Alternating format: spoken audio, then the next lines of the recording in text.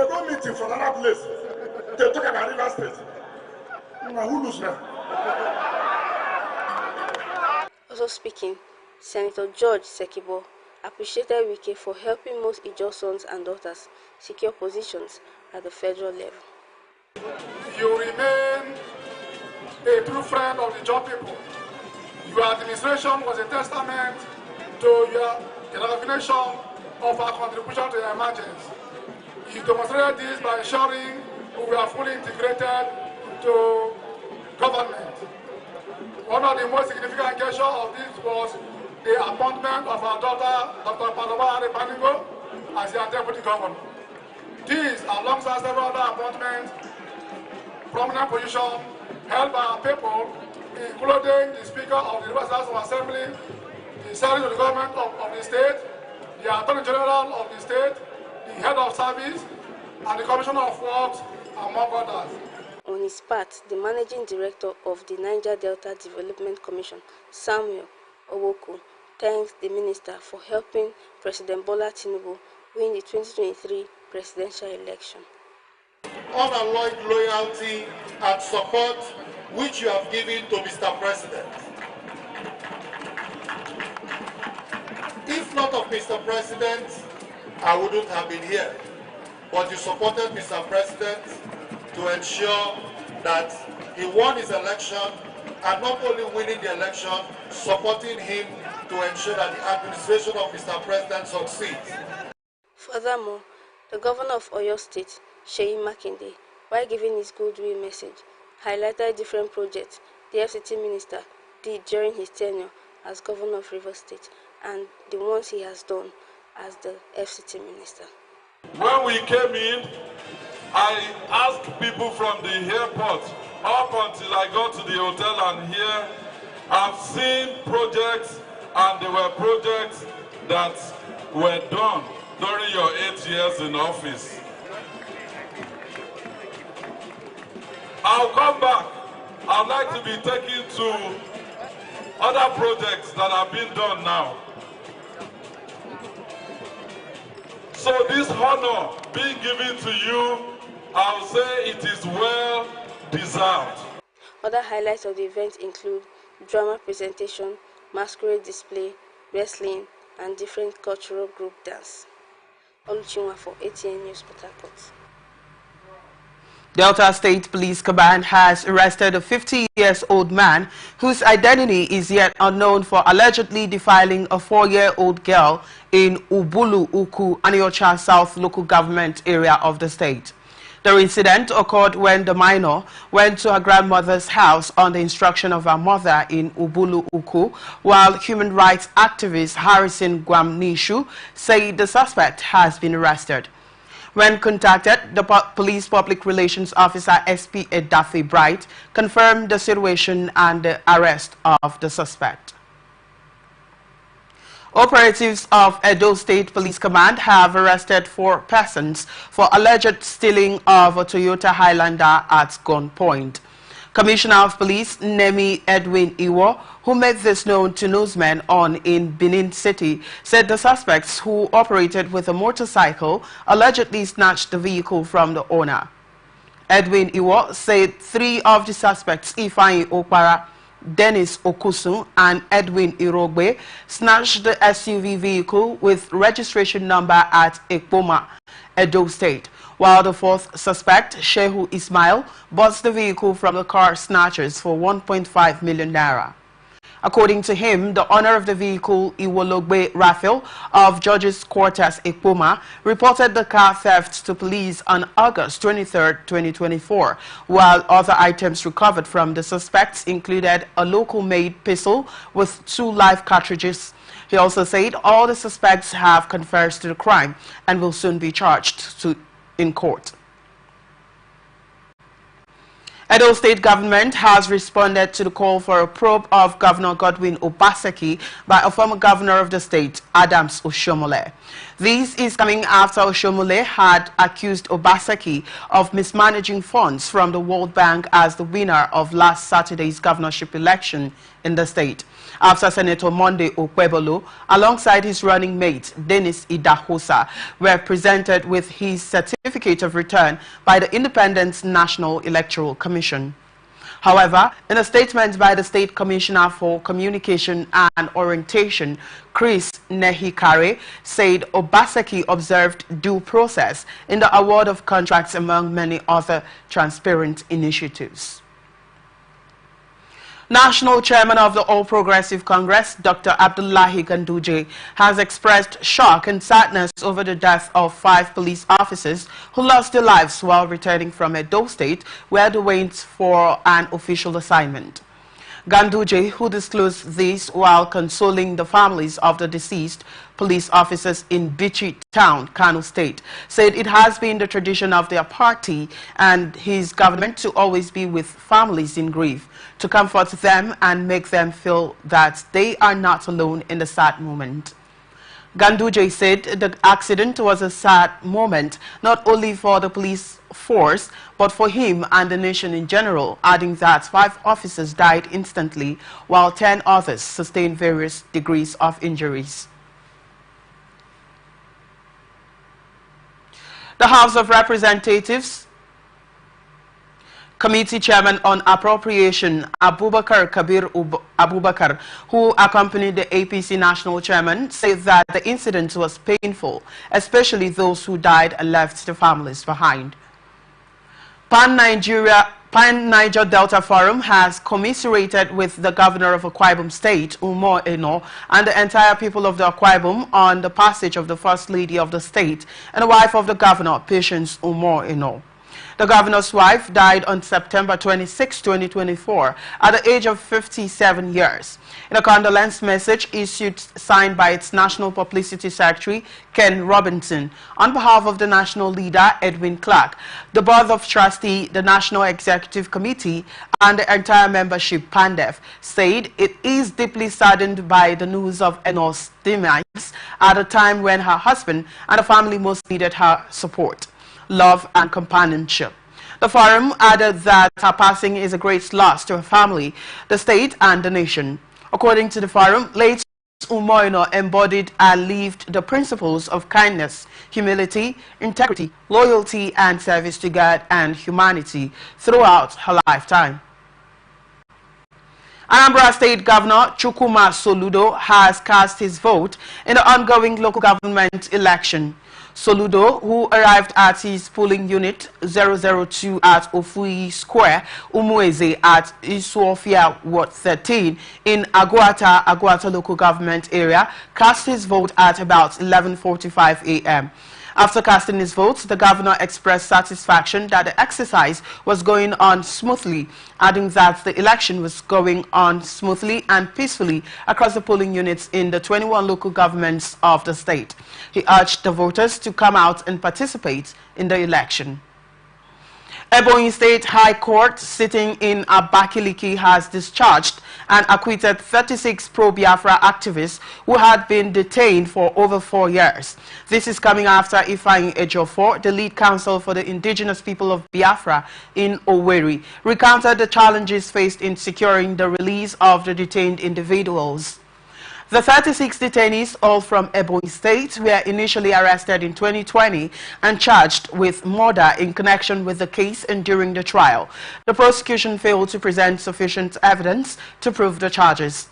Despite being discharged and acquitted, the activists were rearrested and arraigned again on charges which included accusations of unlawful possession of firearms, robbery, unlawful association, arson, conduct likely to cause a breach of peace, and carrying out warlike undertakings. Ejiofor appealed to Ebonyi State Governor Francis Ogbonna Nwifuri, urging him to intervene and prevent the mockery of the judicial process from continuing, and also expressed concern that the state's actions would damage its reputation in the eyes of the international community. Enugu State government has created the Ministry of Energy and Mineral Resources. The initiative was taken as the government begins to introduce compressed natural gas buses as part of the efforts to preserve the environment and also make transportation affordable for citizens. Secretary to the state government, Professor Chidiebere Onya, and the Commissioner for Transportation, Dr. Obi Ozo, disclosed these after a meeting of the State Executive Council. Briefing government house correspondents after the meeting, Professor Onya said the governor signed the Enugu State electricity law and that law requires that an independent regulator will be sent up, but there will also be a supervising ministry that will handle all their engagements in the energy space and also in the mineral resources space. On his part, Dr. Ozo said the state was not only introducing CNG buses, but also building the supporting infrastructure to ensure ease of operation and safety of commuters, noting that the government is also doing its part to not only invest more in buying CNG buses, but also to support private sector investment in the transportation space. He explained that the government was already constructing a CNG mother station at Ugu Onyema, which would have the capacity to serve the entire southeast, adding that the construction of the ancillary daughter stations that would look like filling stations would commence in a matter of weeks. As Nigeria celebrates its 64th independence anniversary, the Lagos State Governor Babajide Sanwo-Olu has urged Nigerians to be hopeful in the country, assuring there is a sustainable plan to sustain economic stability and enhance the well-being of the citizens. Sanwo-Olu stated this at a special Jum'at organized to commemorate the 64th National Independence Day celebration at the Lagos State Secretariat Community Central Mosque, Alausa, Ikeja. Sanwo-Olu, who was represented by the Deputy Governor Dr. Kadri Obafemi Hamzat at the Jum'at prayer, said as a nation, the people should not allow hopelessness, saying plans and actions are being put in place by the government to ensure that the nation overcomes the present challenges it is facing. Speaking further, the governor said he is optimistic about a better Nigeria because there is an ongoing workable plan, stressing that as long as there are plans and visions, everything will be fine for the country and its citizens. Sanwo-Olu charged Nigerians to always look at facts in the public discourse and commentaries, stating that negative issues have adverse effects on the nation building and development, and also bemoaned that many Nigerians have lost the cherished values of communal living, noting that everyone has westernized their way of living, which has led to the breakdown of family values.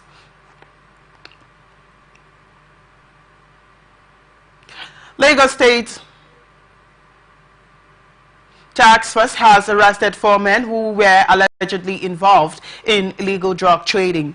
The agency identified the suspects as Michael Lawal, Adeniyi Oludare, Alex Loba, and Gafar Adenakon, and were arrested at the Mushin area of the state.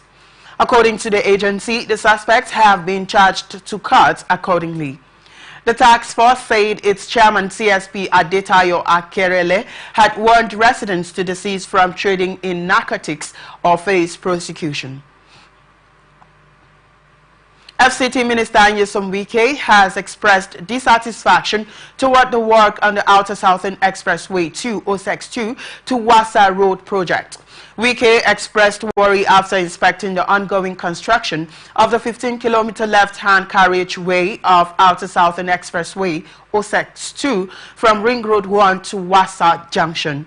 He said he was happy to have gone to the site to inspect the project, as he was misinformed on the progress of work, adding that the contractor had earlier promised to deliver the project by December 2024 and not May 2025. Very bad. I'm not encouraged. Yesterday, my attention was drawn when I went to inspect the Kanshi-Apo road, which took us through Wassa. And then I passed through this area and I tried to find out where the company CGC is working off one of the sort of the respected companies as far as I'm concerned. But as far as this road is concerned, I'm not happy, and I made sure that the FCDA authority summoned them yesterday with CGC to really come here today to see things for ourselves. Not every time telling you that, oh, we have done so percentage of work. There are no equipment here as at yesterday when I came. But I believe because I said I was coming here today, they have mobilized equipment. And these are things I would not accept. We have paid over 80% of this contract. And the job, as far as I'm concerned, they've not done about 50%, even though the director of engineering services told the lies. And I'm not going to accept that, and I have told you to go and sit down with CGC and bring up the work plan. And CGC has told us that they are going to finish this project by May. Well, let them go down and commit themselves and tell us by May they are going to hand over this project. They said the FCTA does not have any relationship with non-performing contractors, stressing the need for routine inspections to ensure that projects are executed as scheduled, adding that relying on reports will not yield the desired result. The only way I'm going to accept it, and you know that this road is very, very important, very, very important. And if this road is completed, of course, it will help to reduce the traffic congestion. I look at economic activities, look at what's going on here. So it's one of those things we believe that it's routine for us to move from one side to the other and not to sit in the office for you to be reading reports on papers. So this is where we don't have any relationship with non-performing contractors. Of course, anybody knows our position that if you don't perform, we'll kick you out. There's no sentiment about it. Whether you are a indigenous contractor or whether you are a foreign contractor, we don't care. All we care, all we are concerned about is the work. If you do the work, we'll go along with you. If you don't do the work, we'll kick you out and we'll make you to pay for it, and there will be sanction. You can't just collect our money and think that we'll just say, okay, go. No. When we kick you out, we'll make you to suffer for it. And that's our position. Okay. Thank you. It's about 1 week since teachers of government-owned primary schools in the Federal Capital Territory embarked on an indefinite strike, which started after a 14-day ultimatum issued by the Nigerian Union of Teachers, FCT chapter, to the 6 area councils in FCT. On Wednesday, 18th September, primary school students who went to school were returned home and get into the school gate. Confirming the development, Chairman of the NUT Abuja chapter, Comrade Ame Baba, said a resolution was taken before the exercise kicked off and that the strike is mainly on the demand to ensure that the 6 area councils fulfill their pledge to settle 60% owed minimum wage arrears. In interview with the Honorable Minister of FCT, Nyesom Wike, within the week ongoing strike actions, Wike warned that if the strike lingers, the FCT administration may be compelled to use the 10% IGR meant for the area councils to pay the teachers. Well, let me just cut it short. I don't want to preempt. That is what is on my table. I've invited the area council chairman, and then I've invited the NUT, and let's sit down. You see, these are the things we talk about. We try to do what we can do in order to see that the system is moving well. It will be unfortunate. It will be unfortunate, which I told the chairman. It will be unfortunate that the teachers are on strike. It will be very, very unfortunate, and that will mean that if the teachers are not paid, then I will use the 10% IGL, which will nobody pay to them, to pay to the teachers. I will not fold my arms and allow that to happen. No serious government will see their teachers stay at home and children are suffering. I will not tolerate that. I won't. Suspect has been arrested by operatives of the Adamawa State Police Command for allegedly pretending to be a policeman and extorting money from people. The suspect, Shafiu Abdul Kadir, a resident of Anguan Yalwa in Yola North local government area, was arrested in the act by the police. The statement, signed by spokesman of the Adamawa State Police Command, SP Suleiman Nguroje, said the suspect was found extorting money from tricyclists along Aliu Mustafa flyover and around Jimeta Modern Market, both in Yola North local government area. The statement also said the suspects will be charged to court after investigations are concluded. Devastating flood in Kebbi State has killed 29 persons and destroyed 329,000 houses, leaving thousands of residents displaced. The flood, which has ravaged the state, also submerged 858,000 hectares of farmland, wiping out key crops such as rice, millet, sorghum, and beans, and sparking fears of an impending food crisis.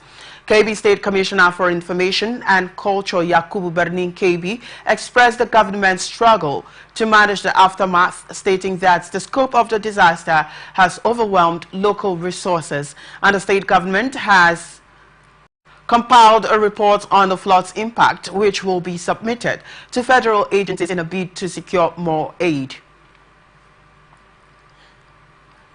He also said the loss of farmland may lead to food shortages in the region, as the livelihoods of thousands of farmers have been destroyed. In response to the crisis, the government warned that it may resort to forcibly evacuating residents in flood-prone areas who refuse to relocate to safer regions. No fewer than 17 environmental sanitation offenders were arrested and tried at a mobile court in Gombe State for contravening the law on Saturday. This is coming after the state government says that offenders henceforth will be made to sweep and cut grasses in the monthly end of the month sanitation, with Magistrate Meikui Bamai and others presiding over the court at Gombe Divisional Police Station. The offenders comprise motorcycle riders popularly known as May Achaba, Keke Napep, operators, fuel station and restaurant attendants. Addressing journalists, the State Commissioner for Water, Environment and Forest Resources, Mohammed Fau, said the offenders would be dealt with to serve as deterrent to others. He lauded residents for their improved compliance with the exercise, saying that next sanitation day, brooms will be made available for offenders. Lawyers in Bauchi State have expressed a lack of confidence in the activities of the Bauchi State Police Complaints and Anti-Corruption Commission, calling on the state government to employ the service of national anti-corruption agencies in the fight against corruption. The public relations officer of the lawyers for the cause of Bauchi, Bala Hussaini, who disclosed the said judgment on July 2023 by the Federal High Court of Abuja Division, presided by Justice M.S. Lehman, has invalidated the Bauchi State Public Complaints and Anti-Corruption Commission, and the lawyers find it necessary to rise to the occasion and responsibility of promoting the rule of law in matters relating to the fight against corruption.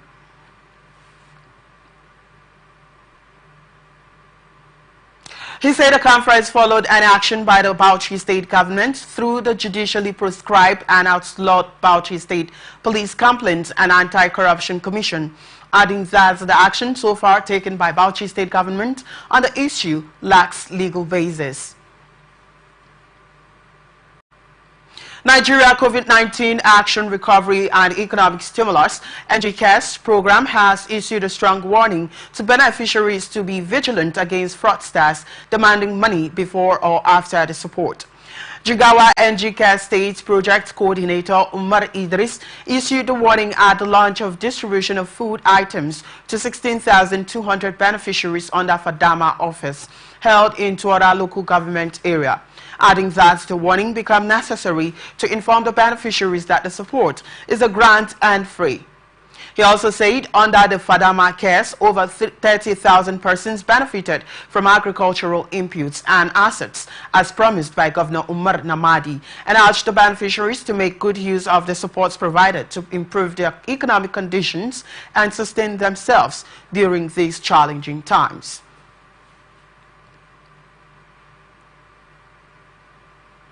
Multinational Joint Task Force says a notorious Boko Haram terrorist, Bochu Abacha, has surrendered to troops deployed in Kukawa local government area of Borno State. The Chief Military Information Officer of MNJTF, N'Djamena, Lieutenant Colonel Olani Osaba, who disclosed these in a statement in Maiduguri, said Abacha, a key figure in several terrorist operations, admitted to participate in multiple operations along the Mongunu Baga axis.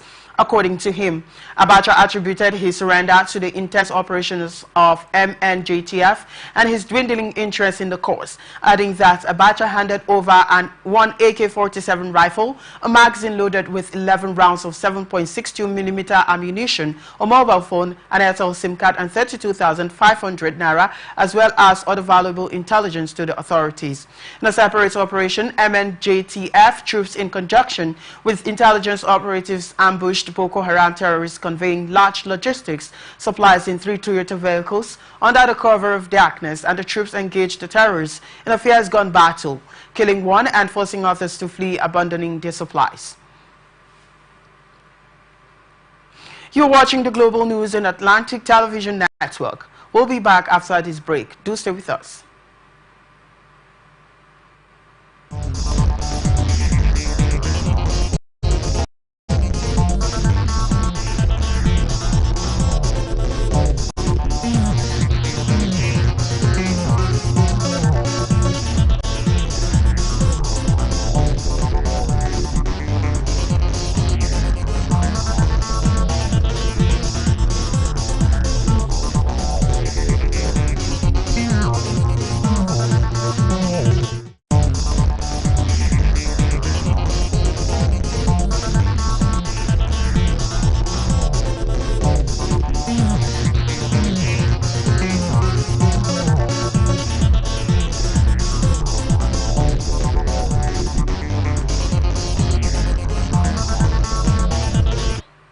Many thanks for staying with us. This is the Global News on Atlantic Television Network.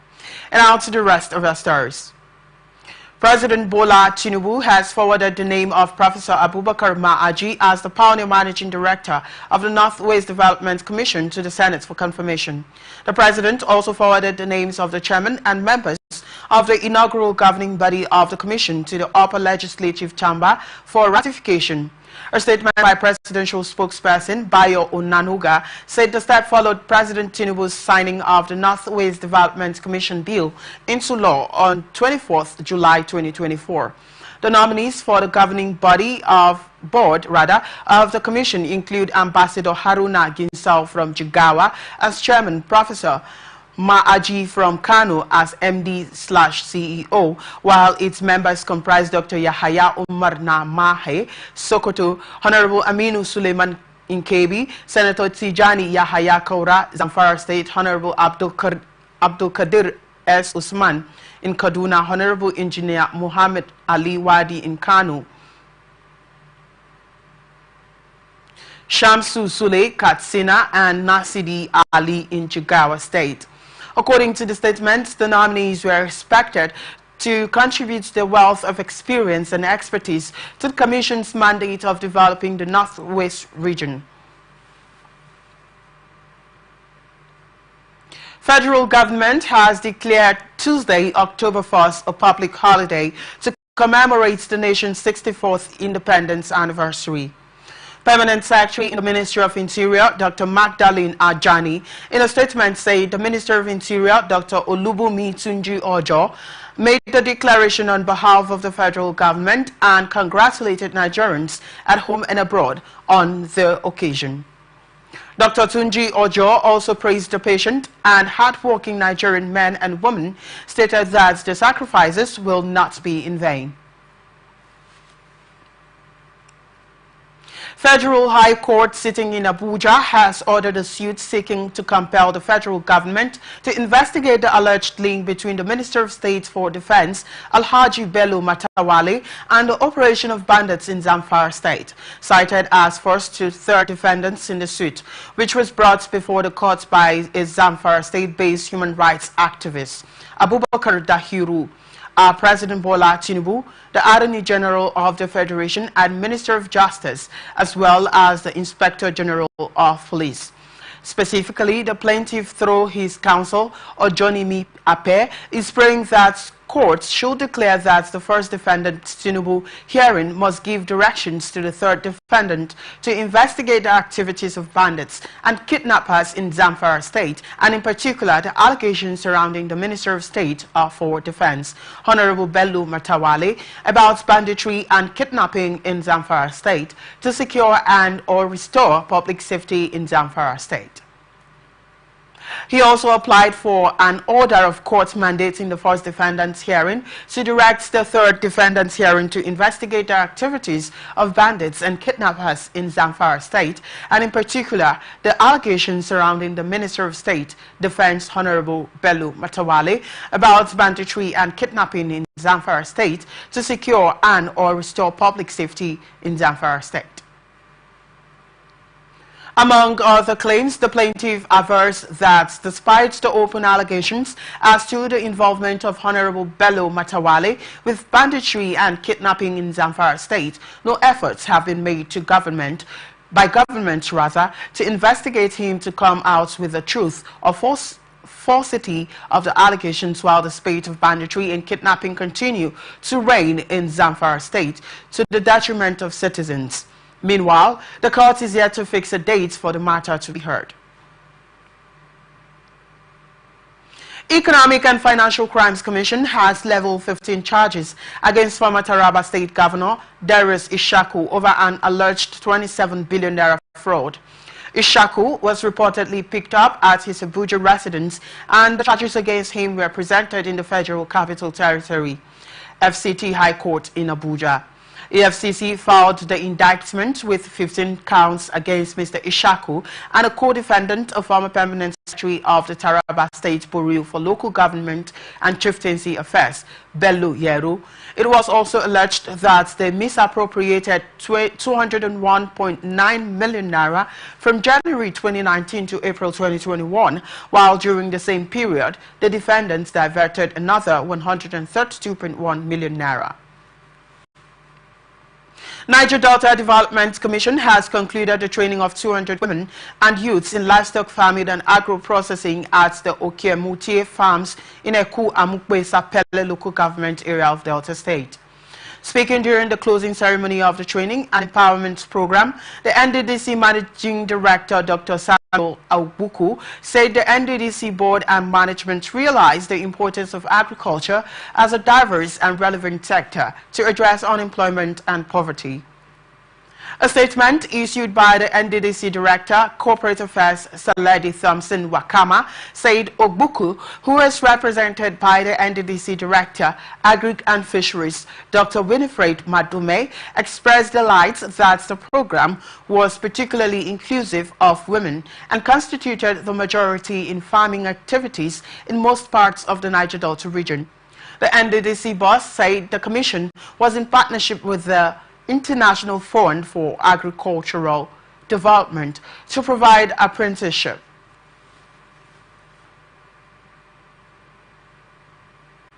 Programs for residents of the Niger Delta region. Niger Delta Budget Monitoring Group has called on the National Assembly to initiate legislation which mandates that 1% of the 3% operating expenditure of oil and gas companies be allocated specifically for women empowerment programs in host communities. According to the group, it became imperative to address the marginalization of women in these communities, who are often disproportionately affected by the environmental and socio-economic impacts of oil exploration and production. The group made the call in a communique issued at the end of a one-day governmental colloquium on Nigeria's Petroleum Industry Act, Host Communities Fund. Speaking on the need for the legislation, the group highlighted that women in the Niger Delta faced numerous challenges, including limited access to economic opportunities, healthcare and education, and also called for transparency and accountability in the implementation of PIA, including public disclosure of all payments made by oil companies. Two Nigerians, Shodiya Babatunde and Jamiu Ahmed, have been indicted by the United States for their alleged involvement in a $13 million fraudulent business email scheme targeting healthcare companies in Minnesota. The U.S. Attorney's Office for the District of Minnesota announced the charges after the two suspects, along with co-conspirators, siphoned millions intended for Fairview Health into accounts under their control. According to U.S. Attorney Andrew Lugar, Babatunde and Ahmed manipulated unsuspecting employees of several Minnesota-based healthcare firms, deceiving them to redirecting payments to fraudulent accounts, adding that the scheme, which spanned from October 2020 to 2024, involved the creation of fake internet domains and email accounts impersonating top Fairview Health executives. The suspects used these fake accounts to carry out phishing attacks, acquiring sensitive information such as passwords and account details from vendors. Babatunde and Ahmed have since fled and are currently fugitives from justice residing in Nigeria. On the sidelines of the 79th United Nations General Assembly in New York, world leaders have unveiled initiatives to end energy poverty while promoting sustainable energy.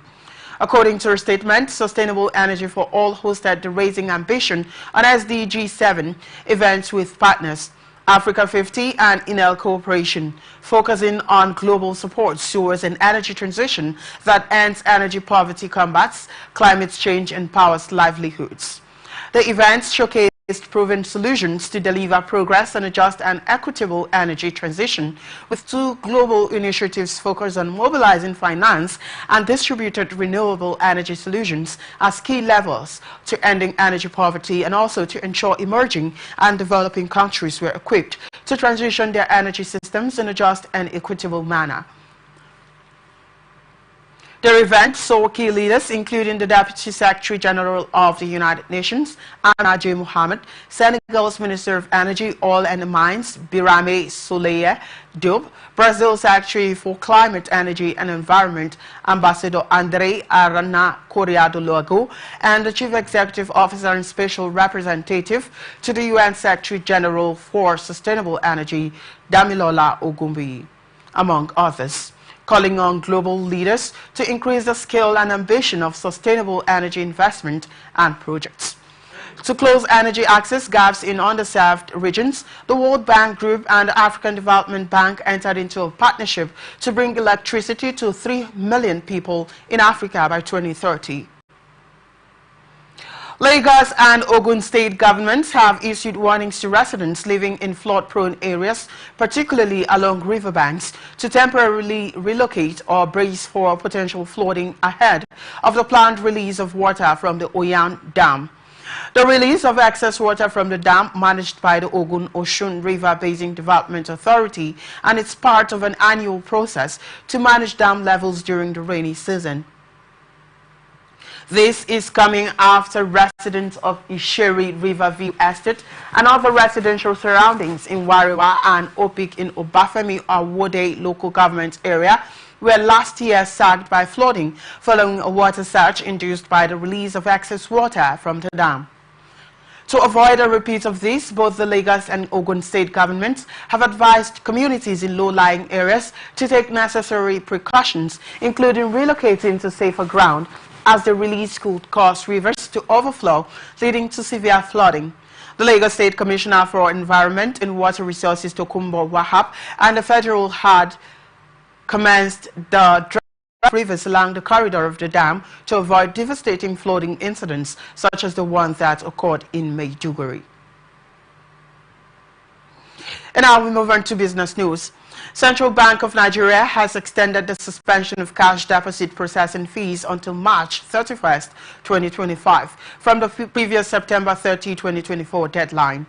The CBN disclosed these in a letter to banks and other financial institutions in the country, signed by its Director of Banking Supervision, Adetona Adedeji, in Abuja, also directed the suspension of cash deposits exceeding 500,000 naira for individuals and 3 million naira for corporate accounts. This is coming after the CBN had in May announced the suspension of cash deposit processing fees till September 30, adding that the extension was to ensure that depositors will not incur additional cost when making substantial cash deposits. Prior to this directive, the processing fee for individual accounts was 2% of the amount, while that of corporate accounts was 3% of the amount. And in 2019, the CBN announced plans to start charging bank customers for cash deposits and withdrawals beginning in September 2019. In December 2023, the CBN issued a directive to banks, other financial institutions and non-bank financial institutions, suspending the previously imposed processing charges on large cash deposits, while the suspension was initially set to expire on September 30, 2024. Director General of the National Agency for Food, Drugs Administration and Control, Professor Mojisola Adeyeye, has expressed concern over the high level of fake, substandard and falsified drugs in the country. She stated that these during a one-day sensitization campaign program held in Ibadan, the Oyo State capital, and represented by the Zonal Director of the agency, Roslyn Ajayi, revealed that the agency will pay advocacy visits to churches, mosques, traditional rulers and opinion leaders on how to avoid patronizing people who sell unwholesome and fake products. And in her remarks, the chairman of the Oyo State Association of Community Pharmacists of Nigeria, Adebayo Badamusi, appealed to citizens to always patronize registered pharmacists and avoid quacks.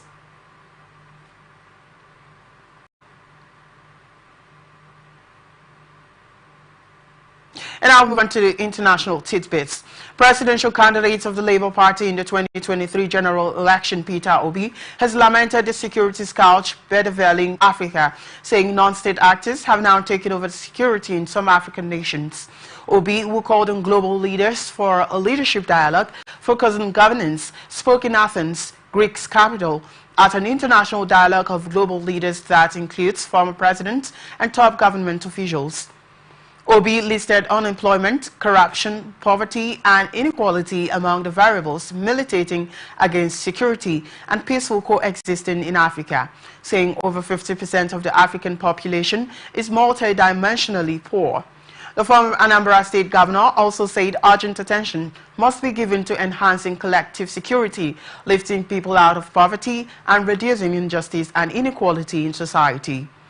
Obi said many African countries underinvest in critical areas of development such as health and education, stressing that future African leaders must take bold, accelerated, just and transformative actions to achieve far-reaching people-centered development.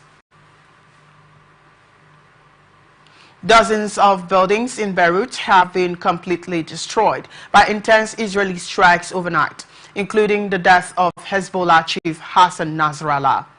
Thousands of people left the usually densely packed residential southern suburbs of the Lebanese capital following Israeli evacuation orders, while Lebanese army checkpoints at the entrance of the suburb were deserted. Israel's military announced on Saturday that Nasrallah was killed in an Israeli airstrike on Beirut the previous night, and here has been no official confirmation of his death from the Iran-backed group. Israeli jets bounded Beirut's south and its outskirts throughout the night in the most intense attacks on the Hezbollah stronghold since the group and Israel last went to war in 2006. Israel said it was attacking the Iran-backed group's headquarters and weapons facilities in the Lebanese capital.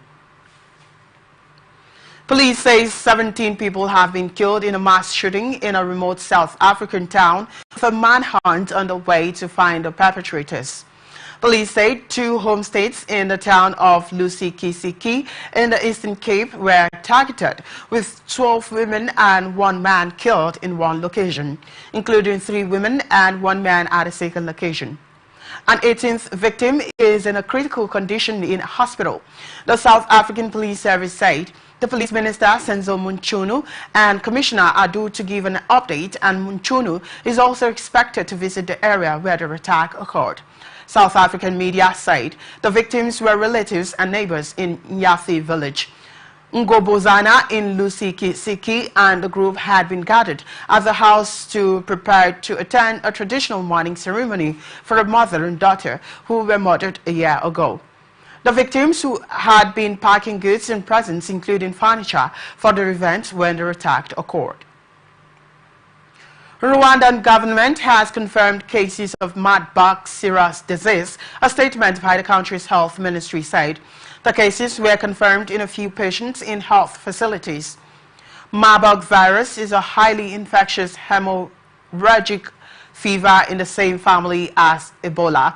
It is spread to humans by fruit bats and transmitted through direct contact with bodily fluids of infected people and surfaces. While the illness begins abruptly and many patients develop severe hemorrhagic signs within 7 days. There are no vaccines or antiviral treatments approved to treat the virus. The Rwandan Health Ministry said investigations are being carried out to determine the origin of the infection. In 2023, Tanzania and Equatorial Guinea had reported outbreaks of the disease, while Ghana also reported an outbreak in 2022. United Nations say more than 3,600 people have been killed this year in the senseless gang violence ravaging Haiti.